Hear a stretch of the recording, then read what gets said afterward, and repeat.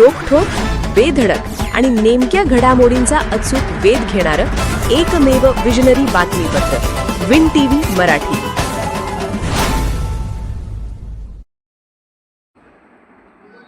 स्वर्गीय विलासराव कोरे यांच्या पुण्यस्मरणार्थ विविध उपक्रमांचे आयोजन.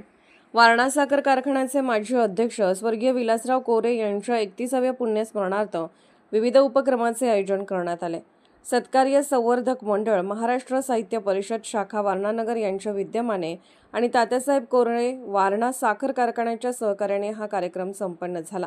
यावेळी वारणा साहित्य पुरस्कार प्रदान, वारणा परिसरातील 33 ग्रंथालयांना ग्रंथसंच भेट तसेच शालेय वक्तृत्व व सामान्य ज्ञान स्पर्धेतील यशस्वी विद्यार्थ्यांचा बक्षीस वितरण समारंभ पार पडला. कार्यक्रमाच्या अध्यक्षस्थानी आमदार डॉ. विनय कोरे होते.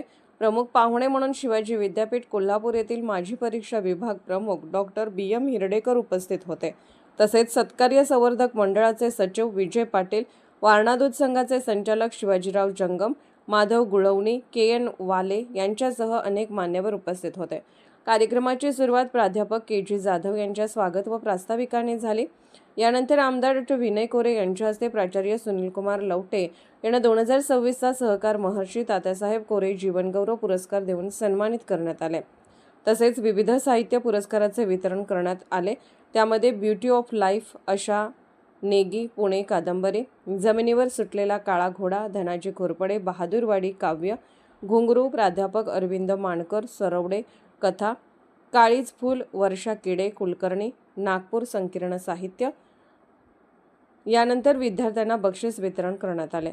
डॉ. हिरडेकर यांनी आपल्या मनोगतात वारणा समूहाच्या कार्याचा गौरव केला. तसेच प्राचार्य लवटे यांच्या जीवन कार्याचा आढावा घेतला.